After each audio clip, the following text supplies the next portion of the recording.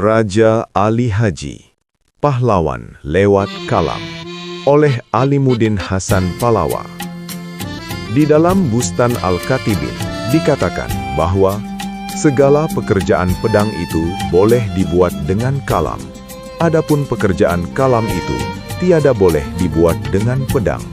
Dan beberapa ribu dan laksa pedang yang sudah terhunus dengan segores kalam jadi tersarung. Raja Ali Haji, Bustan Al-Katibin. Perjuangan yang diupayakan oleh pemerintah kota Tanjung Pinang khususnya dan masyarakat Kepulauan Riau umumnya untuk mengusulkan pengangkatan Raja Ali Haji sebagai pahlawan nasional merupakan sebuah ikhtiar panjang yang berangkat dari kesadaran sejarah dan tanggung jawab kultural. Upaya tersebut tidak hanya melibatkan proses administratif, tetapi juga kerja kolektif untuk mengangkat kembali peran besar seorang intelektual Melayu yang jasanya terpatri dalam bahasa, budaya, dan jati diri bangsa. Perjuangan itu akhirnya membuahkan hasil ketika Presiden Republik Indonesia, Susilo Bambang Yudhoyono, secara resmi menetapkan Raja Ali Haji sebagai pahlawan nasional pada tahun 2004. Dengan penetapan tersebut, Raja Ali Haji kini mengikuti jejak para pendahulunya dari bumi Melayu Riau, negeri lancang kuning, yang lebih dahulu diakui jasa-jasanya oleh negara. Dia berdiri sejajar dengan kakeknya, Raja Haji, sosok panglima yang gugur di medan perjuangan, serta dua tokoh pejuang Melayu lainnya, Tuanku Tambusai dan Sultan Syarif Kasim II, yang masing-masing dikenal melalui kiprah perlawanan fisik dan politik terhadap kolonialisme. Namun, kehadiran Raja Ali Haji di antara deretan pahlawan tersebut menghadirkan warna yang berbeda, karena pengakuan negara ini tidak hanya menegaskan jasa perjuangan bersenjata, melainkan juga mengafirmasi perjuangan intelektual dan kebudayaan sebagai bagian penting dari sejarah kebangsaan Indonesia. Akan tetapi, dibandingkan dengan tiga pahlawan nasional sebelumnya, pengangkatan Raja Ali Haji memiliki makna yang berbeda dan khas, karena ia diangkat bukan melalui jasa pedang, melainkan lewat kekuatan kalam. Pengakuan negara terhadap Raja Ali Haji menandai sebuah bentuk penghormatan yang tidak bertumpu pada heroisme fisik di medan perang, melainkan pada perjuangan intelektual, kebudayaan, dan moral yang dijalankannya sepanjang hayat. Jasa Raja Ali Haji kepada bangsanya terwujud melalui tulisan-tulisan dan pemikirannya yang membentuk kesadaran berbahasa, berbudaya, dan berakhlak, sebagaimana ia sendiri gaungkan dalam Gurindam 12-nya. Hendaklah berjasa kepada sebangsa, sebuah seruan yang menempatkan pengabdian intelektual sebagai fondasi kemuliaan bangsa. Begitu pula pemerintah yang mengusulkan Raja Ali Haji sebagai pahlawan nasional telah melakukan sebuah langkah simbolik dan substantif sekaligus, yakni mencicil upaya untuk menjadi bangsa yang besar adalah bangsa yang menghormati jasa pahlawannya. Pengusulan ini tidak semata-mata dimaknai sebagai pemberian gelar kehormatan, tetapi juga sebagai pengakuan terhadap pentingnya warisan pemikiran dan kebudayaan dalam membangun identitas nasional. Pada saat yang sama, pemerintah berupaya untuk mengamalkan dan menghidupkan kembali himbauan Raja Ali Haji yang syarat nilai etik dan kultural. Jika hendak mengenal orang berbangsa, lihat pada budi bahasa, sebuah pesan yang menegaskan bahwa ukuran kemajuan dan martabat bangsa tidak hanya terletak pada kekuatan material, melainkan pada keluhuran budi dan kehalusan bahasa yang diwariskan dari generasi ke generasi. Makanya, ketika membaca tentang pengusulan Raja Ali Haji sebagai pahlawan nasional oleh pemerintah kota Tanjung Pinang kepada pemerintah pusat pada tanggal 29 Maret 2004, saya tidak sekedar mencatatnya sebagai sebuah informasi administratif, melainkan merenungkannya sebagai sebuah peristiwa kultural yang syarat makna. Dalam perenungan itu, saya pun bergumam, gagasan cerdas sekaligus unik dan menarik.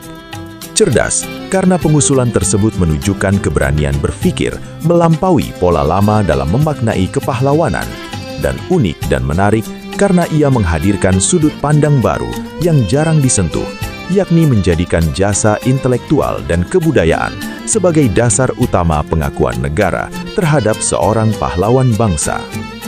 Kemudian, menurut Raja Ali Haji, ancaman yang membayangi kehidupan masyarakat Melayu tidak datang dari satu arah saja, melainkan berasal dari dua penjuru yang sama-sama berbahaya bagi kelangsungan negeri dan martabat bangsanya.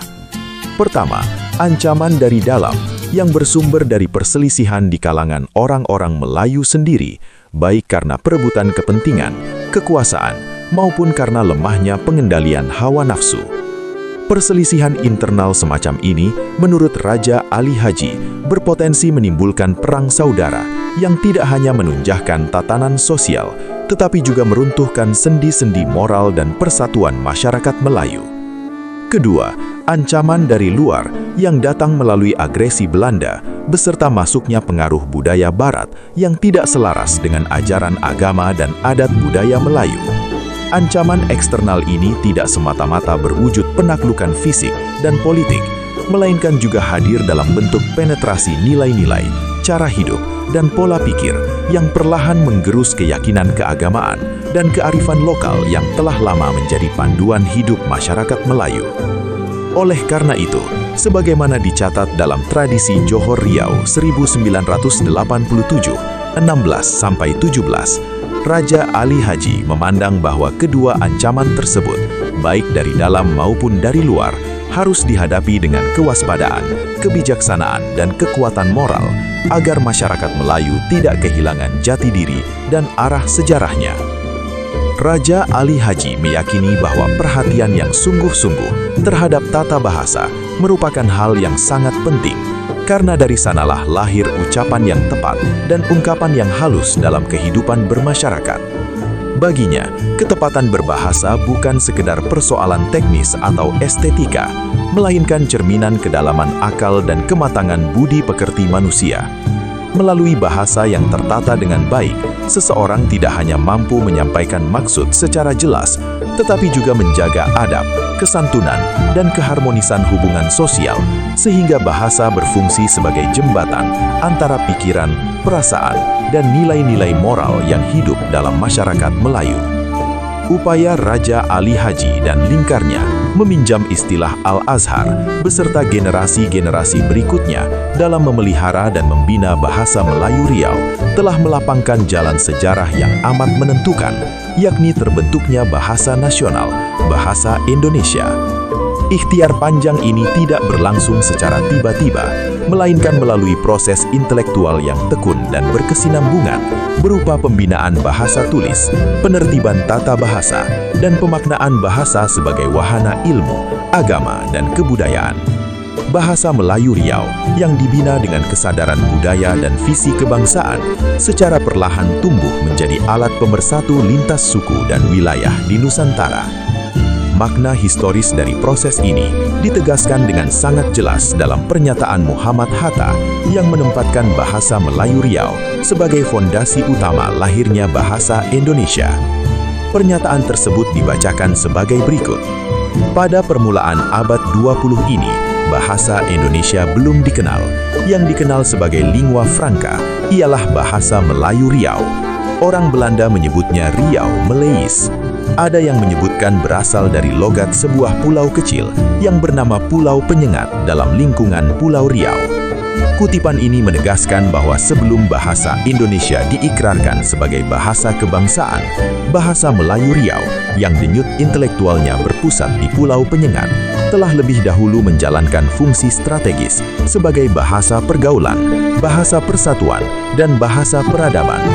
Dengan demikian, upaya Raja Ali Haji dan lingkarnya meminjam istilah Al-Azhar beserta generasi-generasi berikutnya dalam memelihara dan membina bahasa Melayu Riau bukan sekedar kerja kebahasaan, melainkan sebuah kontribusi historis yang meletakkan dasar bagi lahirnya identitas kebangsaan Indonesia melalui bahasa. Dengan melihat peran Raja Ali Haji dalam bidang bahasa dan budaya, penulis merasa perlu menghadirkan sebuah ungkapan reflektif yang mampu merangkum secara utuh kedalaman intelektual, keluasan visi, dan keteladanan moral tokoh ini di tengah masyarakatnya. Untuk itu, penulis ingin mengutip ungkapan Hasan Yunus yang meskipun tidak secara langsung ditujukan kepada figur Raja Ali Haji, namun sangat tepat dan jitu dalam menggambarkan sosok, peran, dan tanggung jawab seorang cendekiawan Melayu dalam membimbing bangsanya melalui bahasa, budaya, dan budi pekerti. Ungkapan tersebut dibacakan sebagai berikut. Seorang cendekiawan senantiasa bergelut dengan ide-ide, lalu menuntun masyarakat ke tempat yang sesuai dengan konsep bahasa dan kebudayaan Melayu yang mencakup arti akal dan budi pekerti. Tanpa lidah yang fasih, ia akan mendapatkan kesulitan menjelaskan gagasan yang hendak ditawarkannya secara jernih dan berkesan. Tanpa hati yang bersih, jangan-jangan masyarakat yang dituntunnya itu dapat terbawa ke arah kerusakan dan keruntuhan. Hasan Yunus, Raja Ali Haji Budayawan 100. Kutipan ini memperlihatkan bahwa peran seorang intelektual tidak hanya terletak pada kecakapan berpikir dan bertutur, tetapi juga pada kebersihan hati dan tanggung jawab moral dalam menuntun masyarakat. Dalam konteks inilah, sosok Raja Ali Haji tampil sebagai figur yang tidak sekedar menulis dan berpikir, melainkan juga membimbing, meneladani, dan menjaga arah kebudayaan bangsanya agar tetap berpijak pada akal yang jernih dan budi yang luhur. Akhirnya, dalam melihat keseluruhan aktivitas intelektualnya, agaknya Raja Ali Haji sejalan dan sepakat dengan pendapat Imam Al-Ghazali bahwa kalam lebih berkuasa daripada 1000 pedang. Keyakinan ini tidak berhenti sebagai sebuah pernyataan filosofis semata, melainkan diwujudkan Raja Ali Haji dalam laku hidup dan karya-karyanya yang menempatkan kata, bahasa, dan ilmu pengetahuan sebagai sarana utama perubahan dan perbaikan masyarakat. Melalui kalam yang tertata, bernalar, dan berlandaskan nilai agama serta adat budaya Melayu, ia menunjukkan bahwa kekuatan sejati tidak selalu hadir dalam bentuk kekerasan dan dominasi fisik, melainkan dalam kemampuan membentuk kesadaran, menuntun akal, dan menyucikan budi pekerti manusia. Maka tepatlah kalau Raja Ali Haji kita juluki pahlawan nasional sebagai Bapak Bahasa Indonesia lewat kalam. Demikianlah. Terima kasih.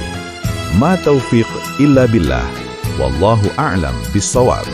Wassalamualaikum warahmatullahi wabarakatuh.